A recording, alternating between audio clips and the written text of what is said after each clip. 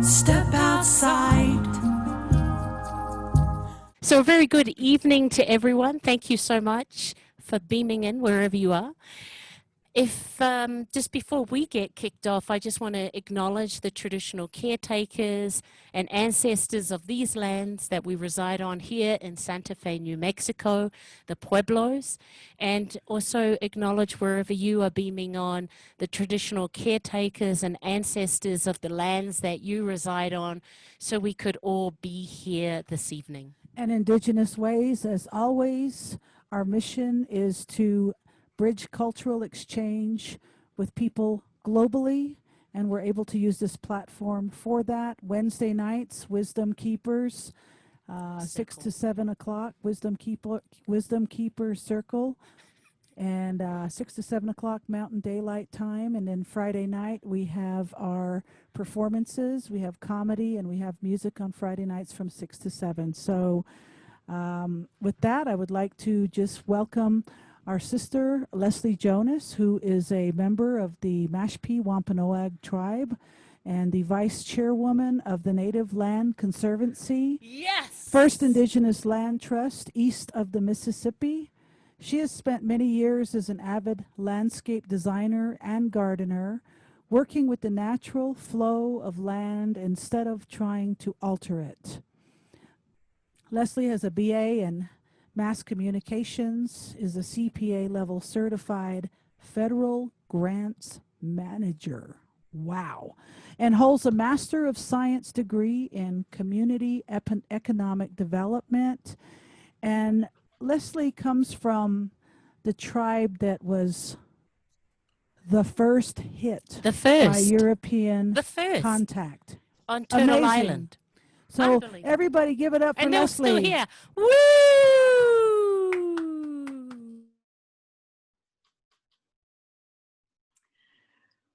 Koe Kwasan, Natasuis Miikwan Nipawak.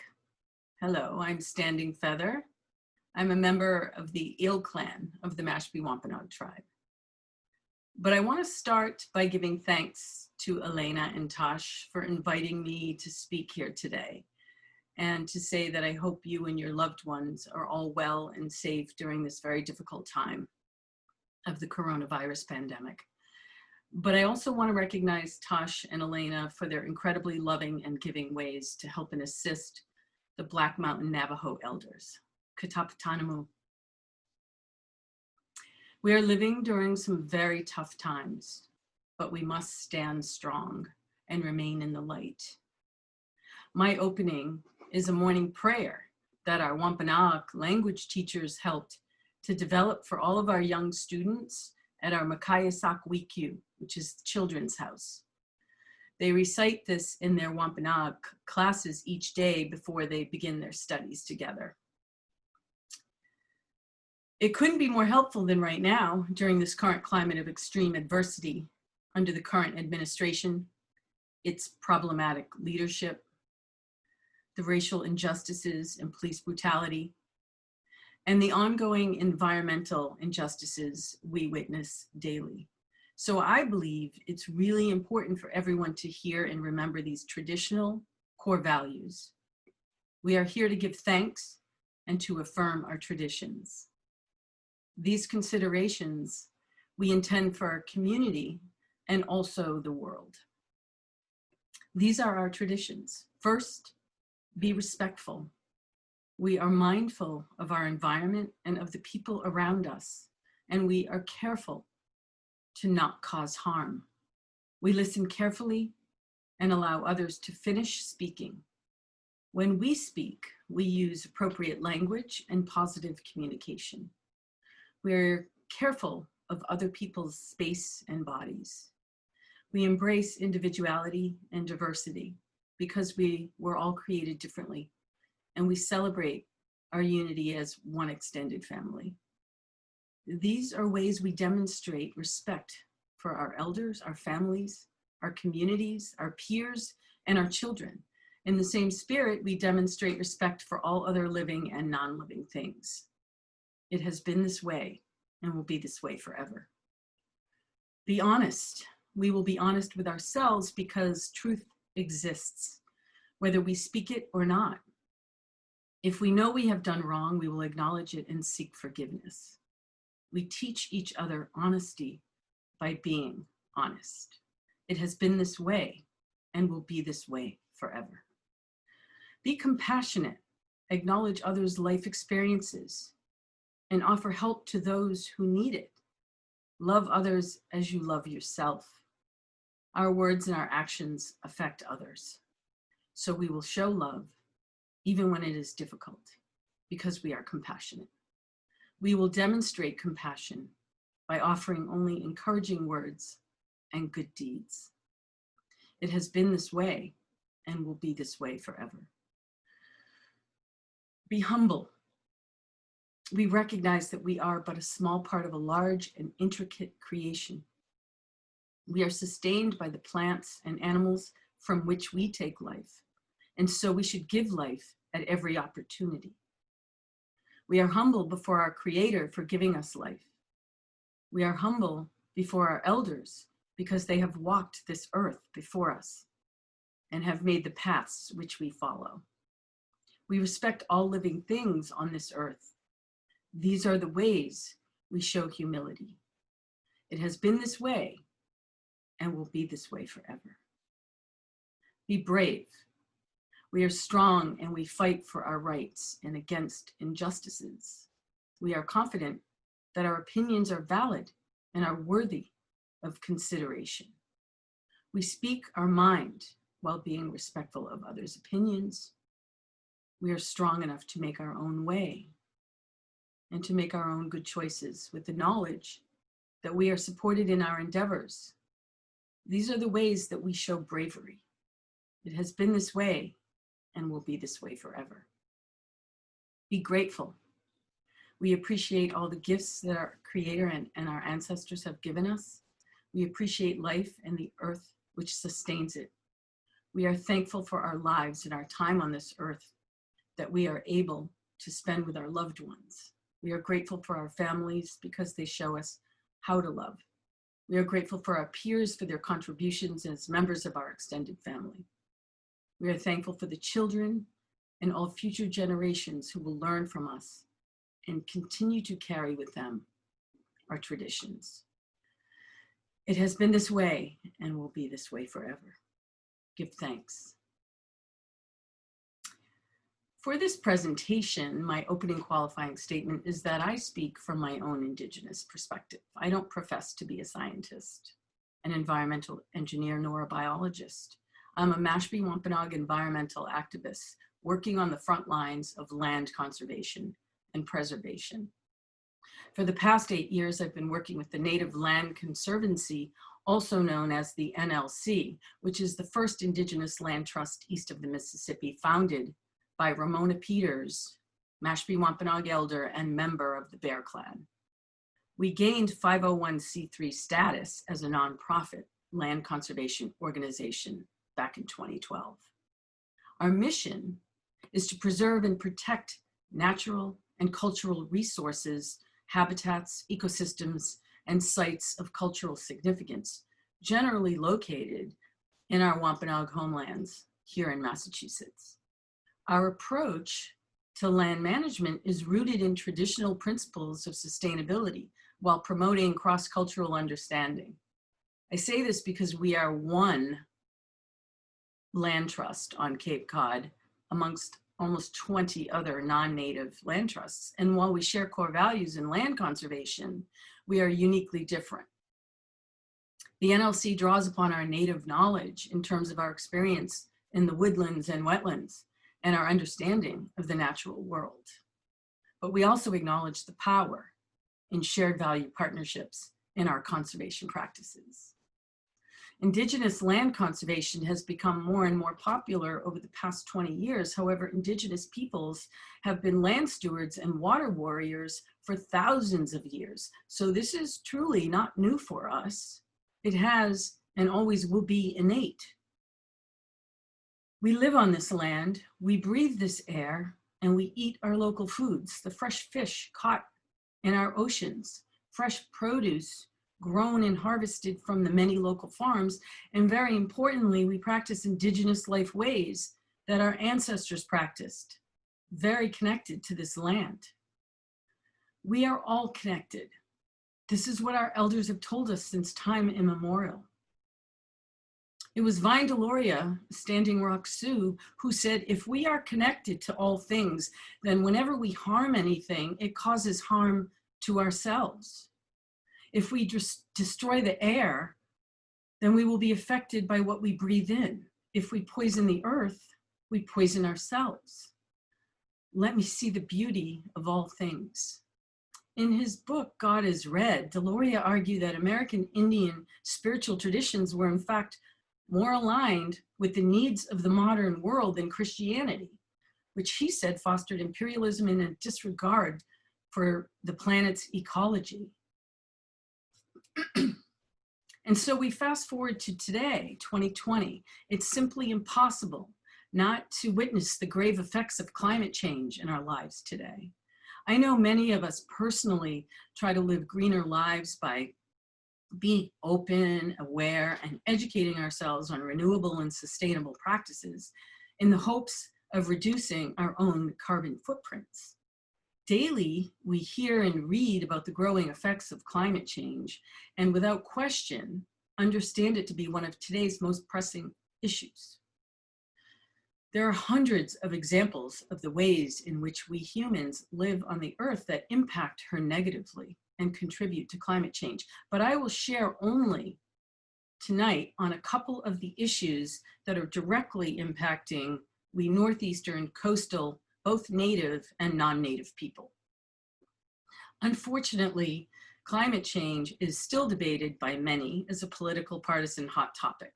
But for we natives, the climate issue is dire because our lifeways and our culture may be threatened. This is about who we are. And I speak from the perspective of a northeastern coastal native.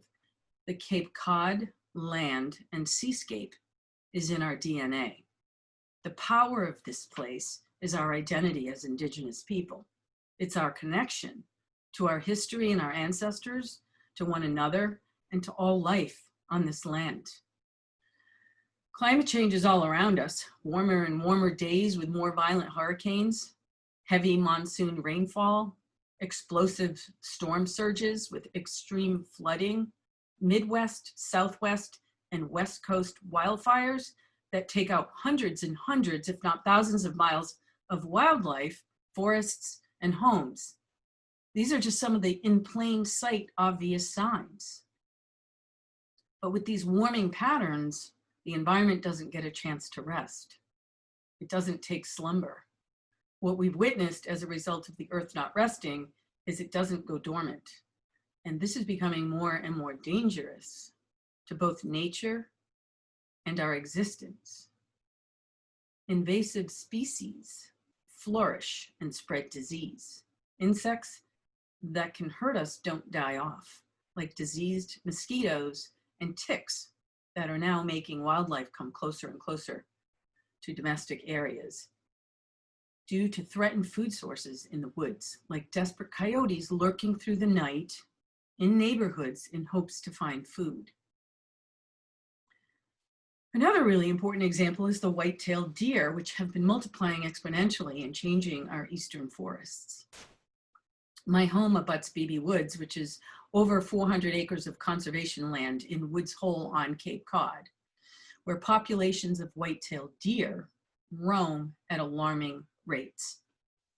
The deer come right into my front and backyard and look at me without fear. And while this may appear fascinating, beautiful, even majestic as a great natural resource and part of our ecosystem, the growing deer population has definitely become a growing conservation problem. For we Indigenous people, deer or venison is a primary food source. But according to Cool Green Science, which is a Smarter by Nature publication that I read, no native vertebrate species in the eastern United States has a more direct effect on habitat integrity than the white-tailed deer. Excuse me for a moment. Thank you. In fact, in many states, deer populations continue to rise well beyond historical norms. According to recent data produced in September by Massachusetts wildlife biologists, there are now more than 95,000 white-tailed deer in Massachusetts. Densities include more than 80 deer per square mile in various areas of eastern Massachusetts that are closed to hunting. And in many areas of the country, deer have changed the composition and structure of forests. They do this by preferentially feeding on select plant species. One study found forest songbirds that preferred nesting in the shrub and middle canopy layer declined in abundance and species richness as deer density increased. The damage is both slow and cumulative, and often the harm is overlooked, dismissed, or worse, accepted as somehow natural. So there are serious ramifications that may appear natural on the surface, but have far longer term damaging effects that are deemed completely unnatural. Many will argue that this increase in the deer population isn't connected to climate change. However, we natives feel that it is connected to climate change given the longer growing seasons, which provides more food and decreases their predators, all due to global warming. Many Indigenous people are feeling the effects of food shortages and physical displacement as a result of rising seas that is attributed to climate change.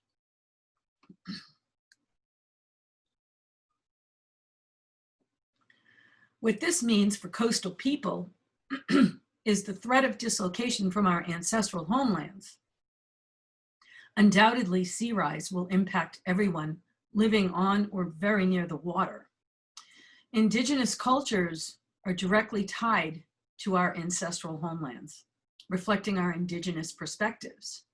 Perspectives that include the power of traditional knowledge or wisdom in this native place.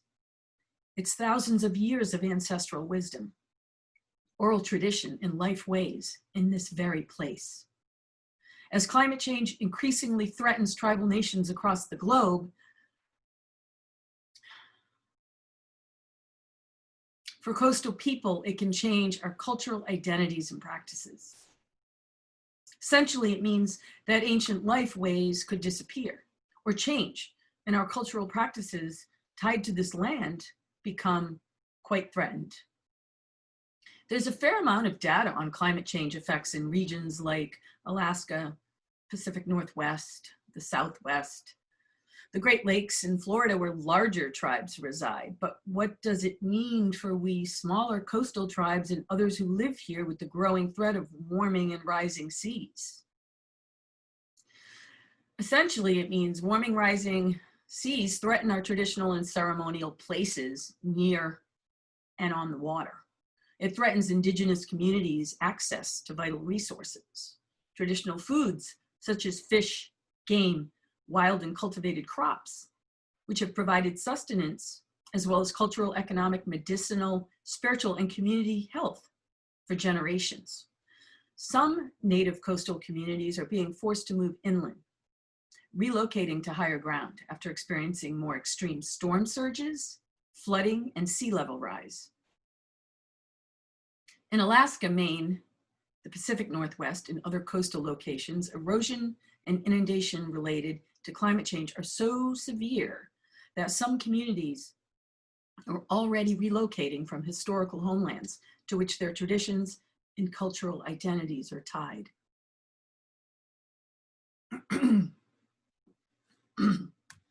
A meeting on Cape Cod by one of the town's conservation departments looked at a climate change vulnerability assessment and adaptation planning for coastal resiliency. This was made through a presentation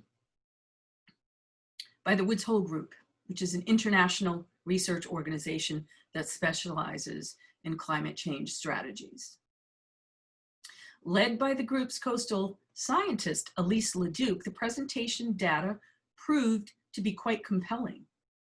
And while I won't get into the scientific minutiae, the vulnerability assessment confirmed a daunting future for our coasts. Ms. Leduc has done multiple shoreline change analyses in support of coastal erosion assessments. And she's been an integral part of the ecological risk assessment teams working on environmental risk in evaluating FEMA flood hazard zones and potential climate change as sea levels rise, and how that impacts coastal flooding throughout coastal Massachusetts. Essentially, she stated that sea level rise is the fastest it's been in more than 2,000 years and will result in more frequent flooding all along the coastline.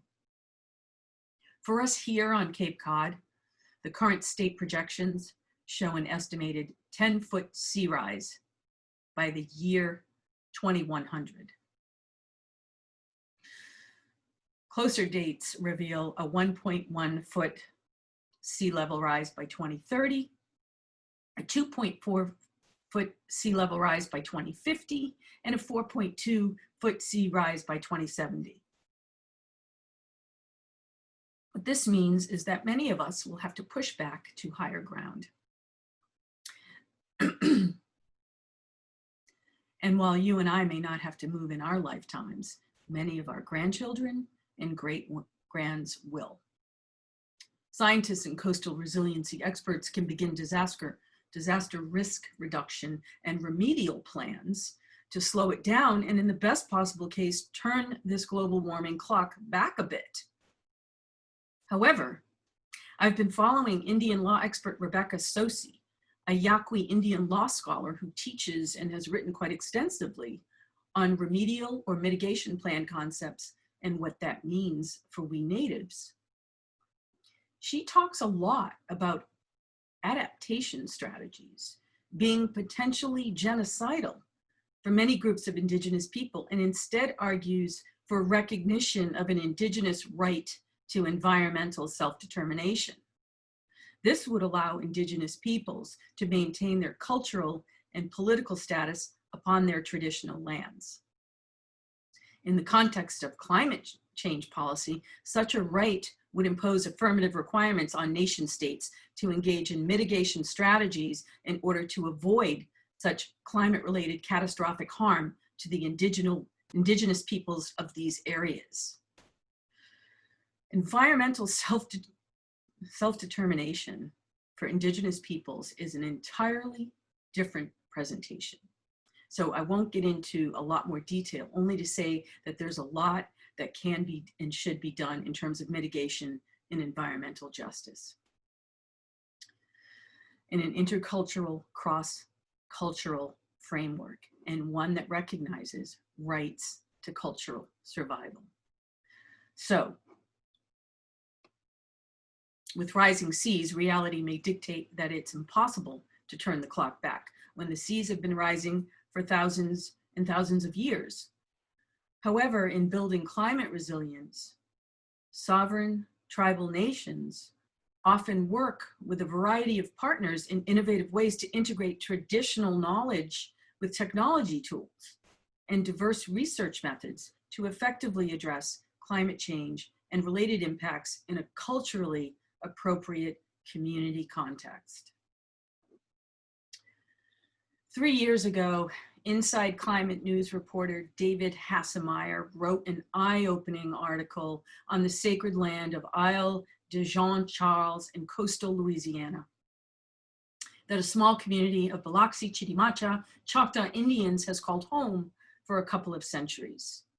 It has been basically swallowed up by the rising sea, leaving residents with little dry ground and a fear they'll lose their heritage. For the Biloxi, Chitimacha, Choctaw Indians, that means moving their whole community north to higher ground. The slice of land that has supported the tribe through trapping, fishing, and agriculture for 170 years is drowning into the Gulf of Mexico.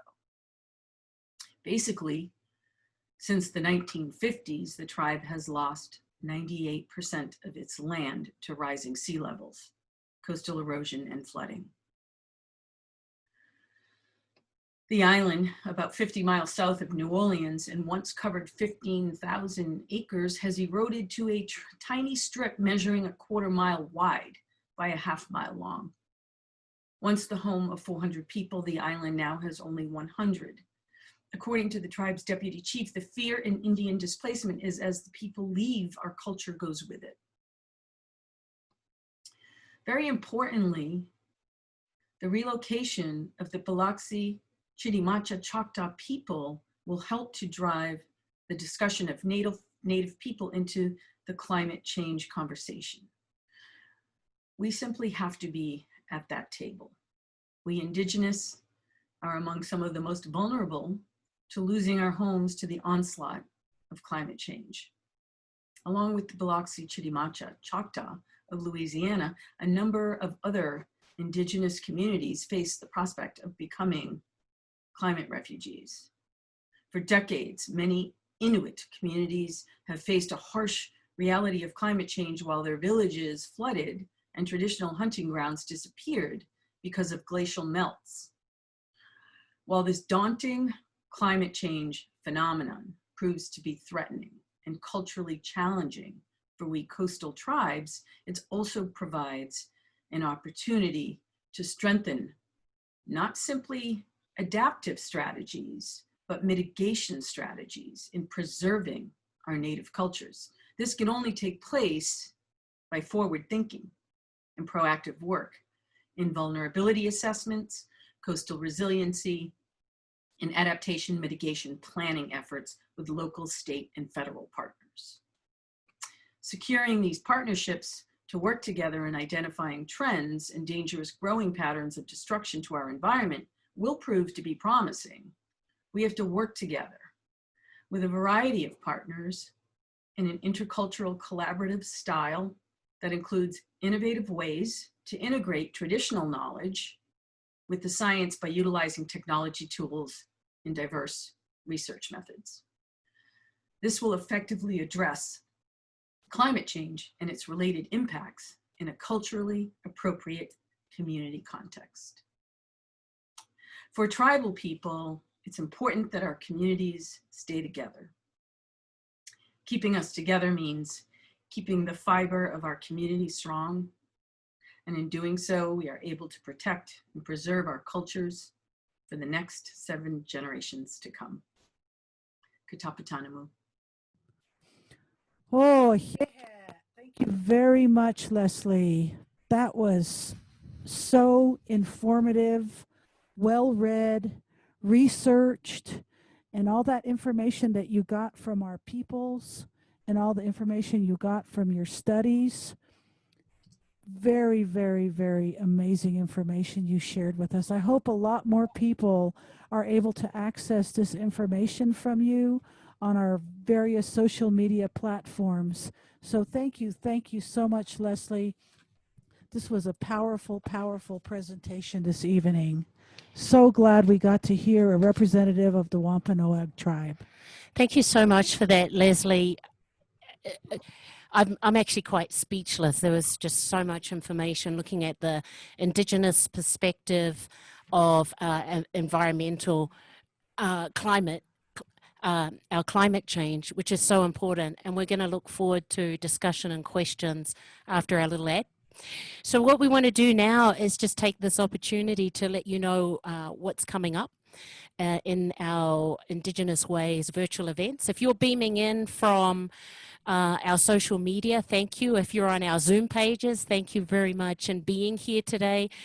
What's happening is this Friday, we've got the concert series, and that is with John Kerswig.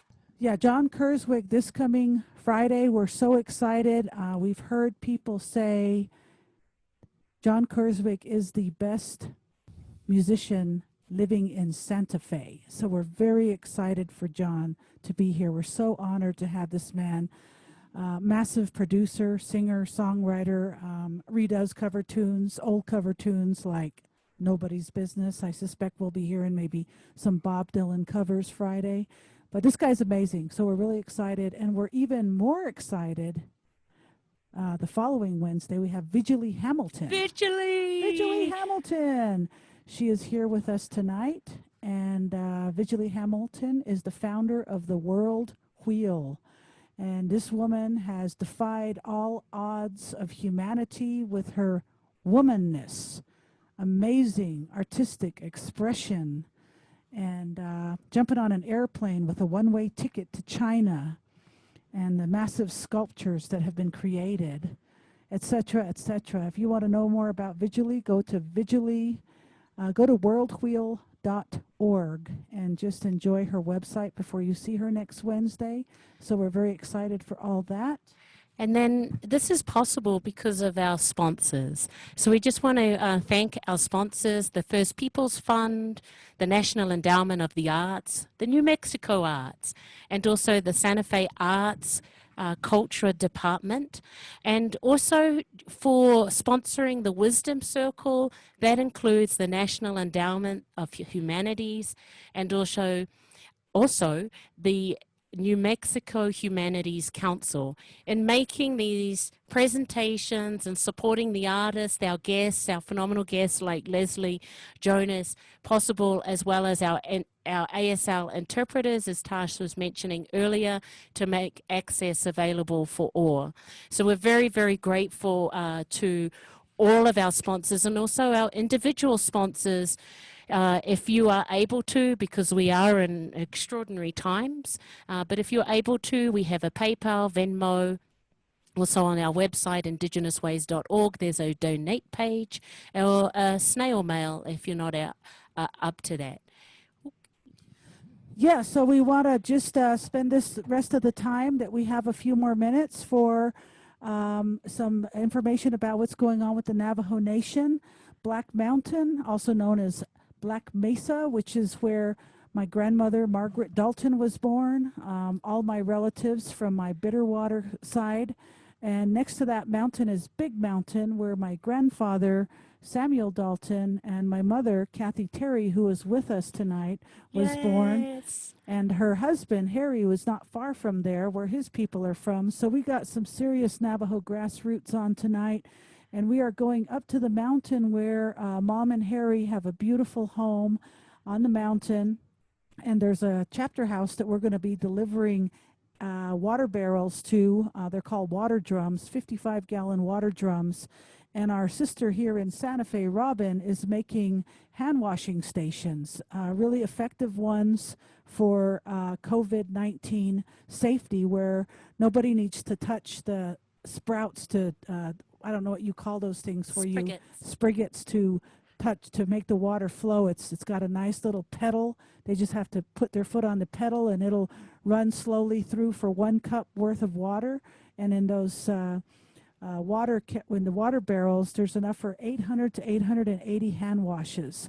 So we will be delivering these the water from the chapter house to these sheep camps on the mountain all day Tuesday next week. So send your prayers, safe journeys up there. Really excited to see our people up on the mountain. And we wanted to also let you know that we have some food donations also donated from Meow Wolf and some other individual donors who have stopped by. And there's just a little small picture there of how much is in the garage that needs to go into a rented U-Haul and fill up the back of a truck, along with all the water barrels and water stations. So we're going to have a full couple of cargo loads going up. So we're really excited about that. So thank you all. Without you, this would not be happening. Absolutely. It takes a village to make things happen, as it has with the Wampanoag tribe and all these amazing things that's been going on with there, having Ramona Petitz also on the line. So thank you, our communities, in making this possible, our 4th relief run up to the Navajo Nation, which we'll share more about next Wednesday, because we're going Monday to Wednesday, so it'll be really great. But this is that wonderful time where we get, if you're in Zoom, we're going to encourage you to turn on your cameras, and if you want to come in, meet Leslie, maybe check in, or if you have some questions, now you've been able to integrate this extraordinary information that she's been able to do. Now's that time. I'm also going to zip down, if you see on your screen, turn on video, that's totally up to you whether you do that. If you are coming in from our social media pages, obviously you can't come in through Zoom. However, you can send some messages in through our chat box. And for those people who are in Zoom and you're feeling a bit shy, but you do want to make a comment or have a question for Leslie, just pop that in the chat box. Yeah, and if you have other information related to what Leslie has shared with us, please share with us, because it's fascinating information that is not that easily accessible. Hey, Luke. Hey, Luke. Yay. Long time no see, Luke. And I just disconnected myself. Take over. Oh, that's your headphones. I know. Okay. So anyway, with that, while we've got people on the line, let's please give it up for this amazing presentation about Indigenous perspective on climate change. Please, let's give it up for Leslie Jonas. Woo! Okay, me and Elena are going to be quiet now, so any of you who want to share, please do. We have Zoel here who's going to be able to voice if anybody wants to sign as well.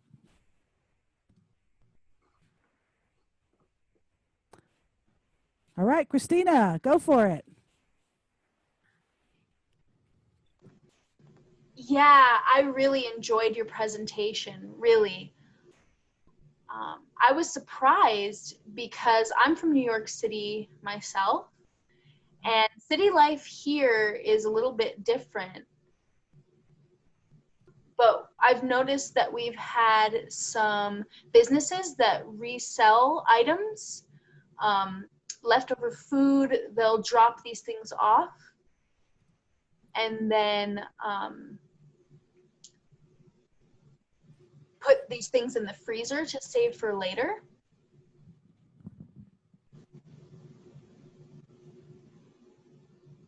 And then every Wednesday of the week, they'll have the leftover food for resale.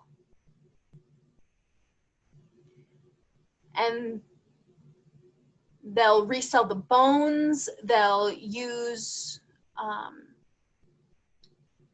any leftover things that they have every Wednesday, and we just feel so good about that because it means that we're cherishing the earth as well, and we're using everything that we can. And really, the Mother Earth, we're bonded to that mother. We have a relationship with the mother, and you know, the earth has a relationship with us as well, and that's important. So being able to reuse things, to save things, is really effective for the environment. And I just want to thank you for your presentation. I hope you understand my signing. I didn't leave anything out. Thank you for that, Christine. I'm just going to come over while people are thinking in Zoom to one of our social media pages. Deborah Rogers says, thank you for the presentation tonight, Leslie. And then she asks, was wondering if you have noticed changes with the sea living animals and how that will affect traditional ways. Thank you.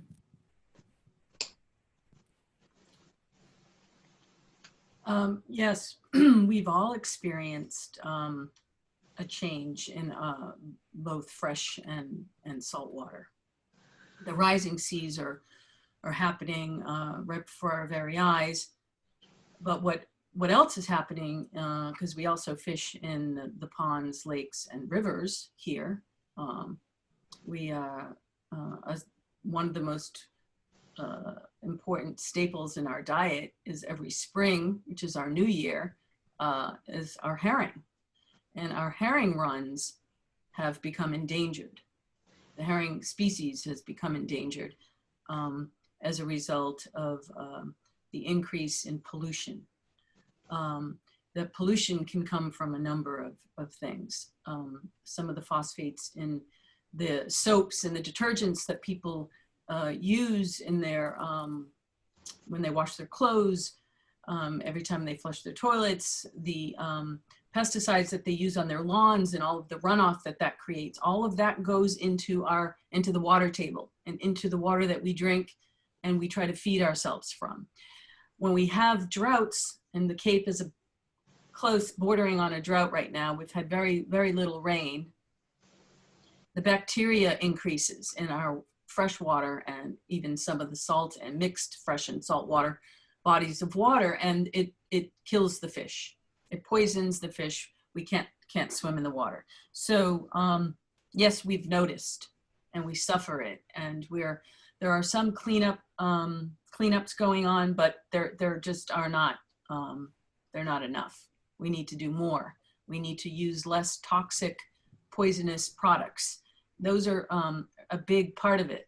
The increase in population and the things that we use and need, we think that we need, are poisonous. A lot of them aren't recyclable. They're not regenerative. We need to create more regenerative, green systems of living.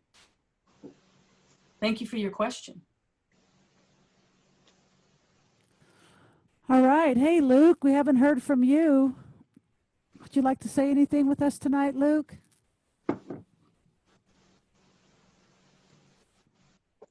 Yeah, thank you. Thank you so much, Leslie, for that presentation. It was great. About Louisiana, up there,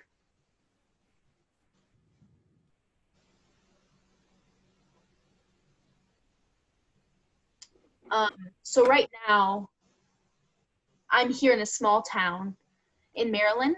Madrid. Oh, in Madrid. There's about 500 people in Madrid, and the city itself is growing. It's got some help. Last year,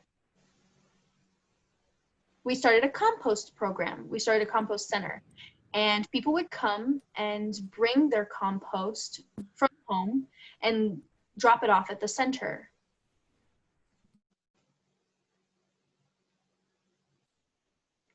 And we would collect all the food, and it would be a food bank from leftover food as well. So also we have some support from people in another city. They're called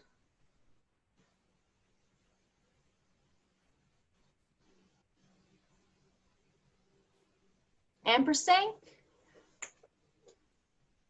and they're related to sustainability. So they have some folks that come and do work within our center for compost. And most often it is white people or non-Indigenous people that are there. And so bringing in that Indigenous narrative and acknowledging the use of wild food, and just things that, like cactus, collecting cactus and being able to cook with cactus. And being able to ferment everything into the land. Because really cactus itself is sticky. So being able to mix all these different compostable items together in the ways that they compost and sorting them accordingly, that's an Indigenous perspective. So it's interesting, Leslie, when you bring in your perspective as similar to that and your relationship with nature. So I just really found that valuable and important. Thank you so much. Thank you, Luke. Let's hear from Vigily. Vigily, can you unmute and say something tonight? This is our speaker next Wednesday, everybody. Hello, Vigily. she's on a freeze. Okay, looks like her camera's frozen. Jerry Barney in Boston. Can't hear you. Hey, hello, Leslie. Yeah, thank you for your talk. And neighbor for now. And Yate, Ramona Peters. Can you hear me? You guys can hear me? I just, it's kind of, it's very real, and my mind is trying to shift and accept, and with the information, and I guess you know, with resilience that we endure as Native people, and the history of that endurance, and then the reciprocation and reflection of our Mother Earth, that relationship, I'm trying to fathom and trying to put in my mind that, you know, of the tribes, the Biloxi tribe being displaced or put, you know, being moved using Mother Earth and that relationship, and it's kind of scary. And it's real and it's true, and you know, acceptance of that, and thank you. That's very important. I never really listened, extremely listened to that, and thank you for that. I need to do a lot of thinking and a lot of work and a lot of addressing and a lot of relating myself back to Mother Earth and being an example for her. So thank you for that. Yeah. Jerry. Beautiful. Thanks, Jerry. Just before I flick it back to Tash, I just want to go to social media. Here are some comments. This is from Karen Price Cloblery. She says, very, very interesting. Homer Hubble, who's also on, very well presented and informative. Thank you. And then Joyce Boganson, who's also on social media, says, great presentation, Leslie. Thank you. I just want to follow up with what Geraldine said. Geraldine, I've been following an Earth warrior, an Earth guardian, Xuchitl Martinez. He's an Aztec. And he said something very powerful that moved me.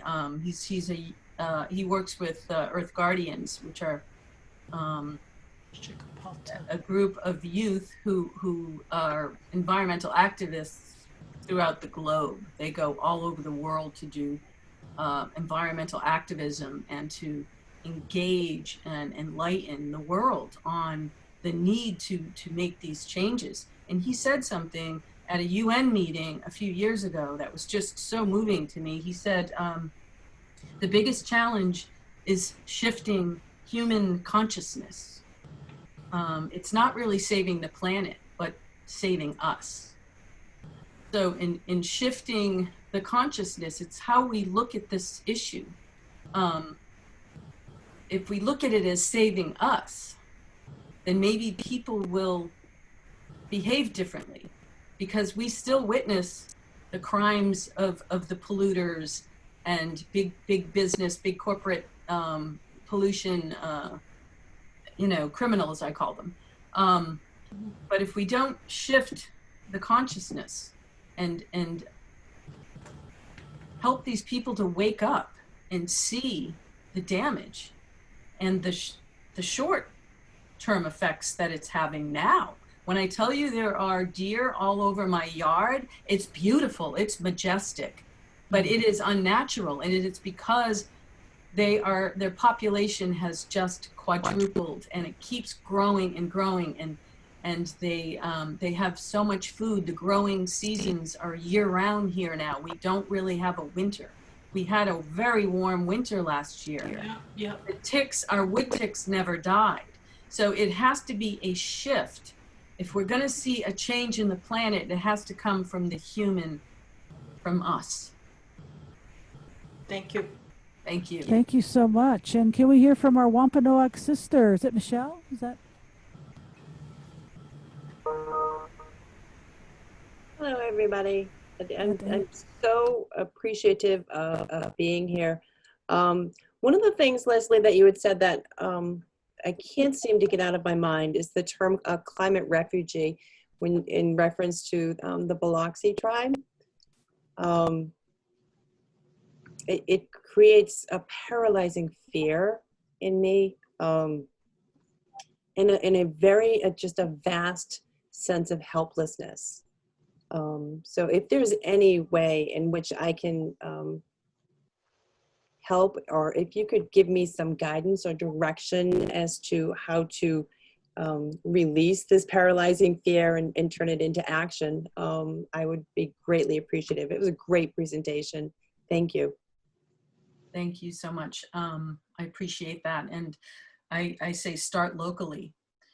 Some folks want to jump nationally and federally, and they get lost in all of the sort of robustness of these programs. If you start locally in your hometown, it leads to the greater good.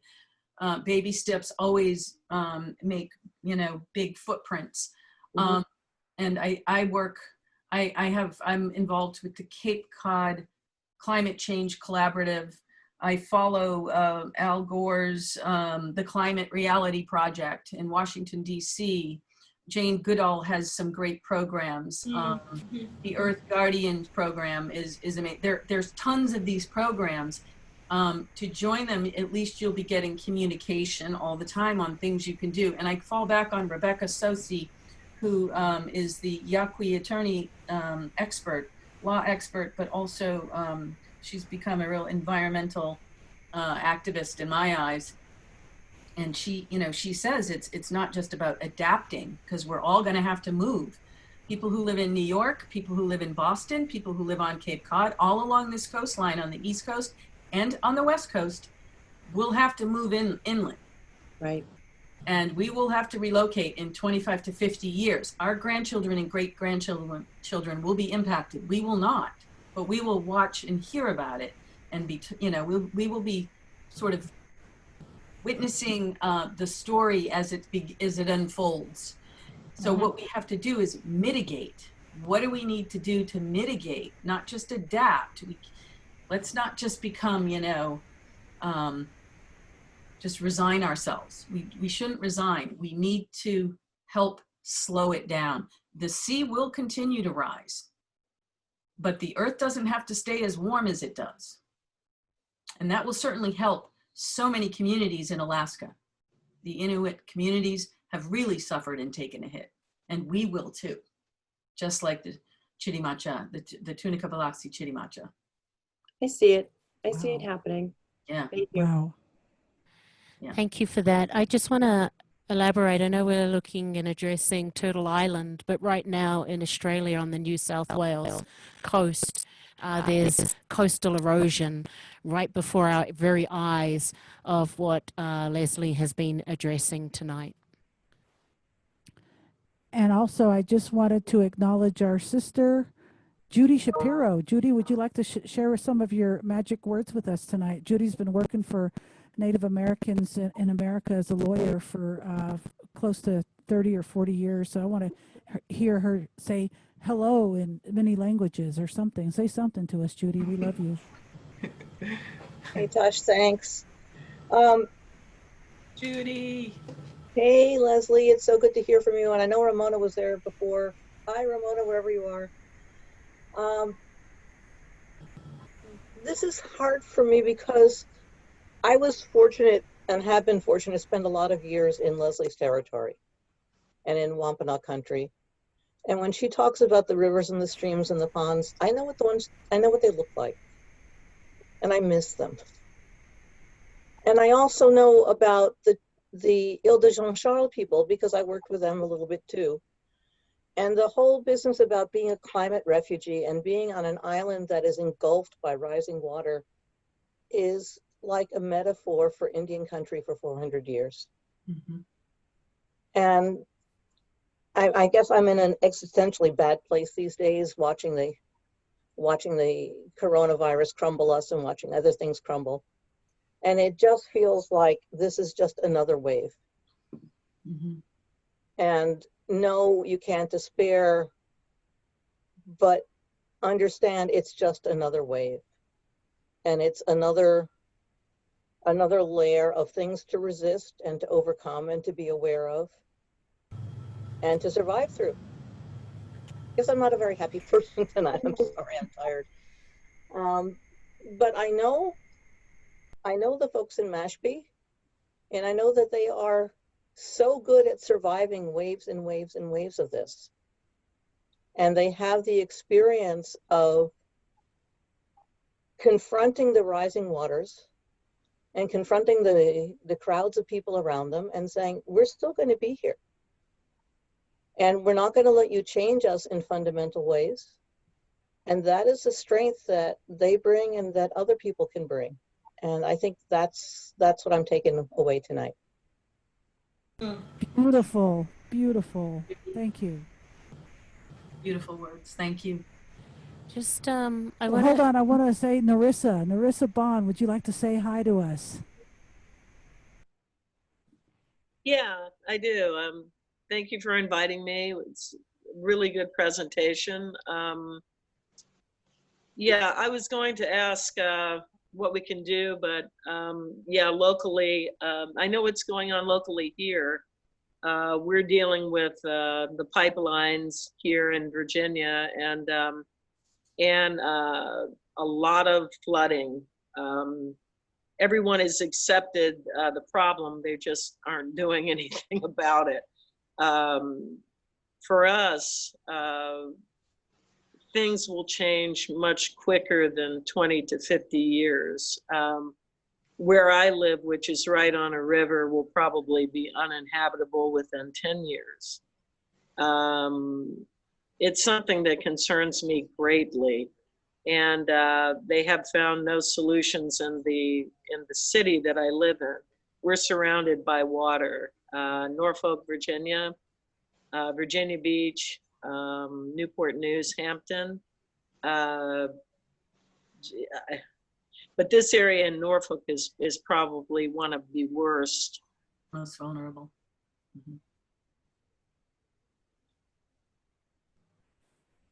Oh, I think we lost. Thank you so much. Did we lose? We lost Narissa in that. Narissa in the popped middle out. of her. Was very gripped with what she had to say. But thank you, Narissa, and sorry we lost you there. We're coming up to the top of the hour, so I just want to take this time to thank each and every one of you for beaming in, whether that be in our Zoom. Thank you, those people. Oh, here we go, Narissa. Oh, let's let Narissa Do you want to finish your... Yeah, we were right captivated with you. Yeah, I was sitting on the edge of my seat. But yeah, it's a little disconcerting what's going on, and I see it firsthand here on the East Coast. And so this, your presentation is very, very relevant to what we're going through here. It pains my soul, but I like what you said about people looking at how this affects them personally as human beings, instead of thinking about the planet, because the planet's going to go on probably long after we're gone, and will probably heal itself after we're not around to. Yeah, so thank you for your work. Thank you so much. Thank you. Thank you for that, Narissa. You know, we're at the top of the hour, so I just kind of want to tab on to something Narissa said and just tie this all in as we close out this evening. As many of you have mentioned, you know, about Mother Earth will be able to sustain ourselves, and it's about our consciousness as well of whether or not we will be able to see these truths of what is actually happening with the climate change, of what we have been responsible and are responsible for. So in saying that, Leslie is with the Native Lands Conservancy, and as she mentioned, it is a non-profit. It's in your chat box. If you're looking at the recording of it, it's just flicking up on your screen now, which is Native Lands Conservancy.org. So if you want to continue and support not only Leslie on her walk and getting this message out there, please donate to that page. And you can click on that link. And if you're watching on the recording or in social media, please do that. And if you have been so moved, which I'm sure all of us have been, just that little thing like Luke mentioned on what his community is doing, in the community composting, these little things are huge, huge things. And as Leslie said before, when some of you mentioned, how can we do this? It is locally. What can you do in your home? What can you do in your community? Which adds to this whole collective thing. I'm sorry if I mispronounce it. Roj says, where can we get the recording? This recording will be posted in our archives in the next 24 hours, which is IndigenousWays.org. Join our newsletter. And in the virtual events, there are all the 35 presenters will be there, including Leslie. Half of those are in the Wisdom Circle, the other half are from the concert series.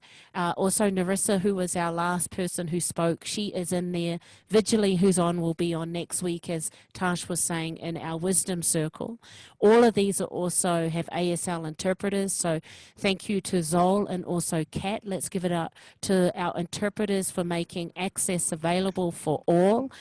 Again, thank you for all those who were in social media, and those you can also relook at those videos. So if you're looking at the live stream, thank you, or if you're looking at the recording of this, thank you. But most importantly, this was possible because of Leslie Jonas. So let's give it up, please, for Leslie and bringing that important information to us this evening. And I just want to reiterate, if you haven't joined our newsletter, go to our website, IndigenousWays.org. Sign up for our newsletter. We send out 2 newsletters a week, and it's full of information. So exciting information, our kind of information. Yeah, so there's 2 newsletters that go out each week. But we'll look forward to seeing you on Friday with the multi-platinum award-winning producer, musician, John Kurzwig. Same channel, same time. So thank you so much for beaming in. Please share this link. Share the recordings of Leslie with your friends. It's important to get this information out. That's what she's been doing and traveling around the country with this information. And once again, please, let's give it up for the one and only Leslie Jonas.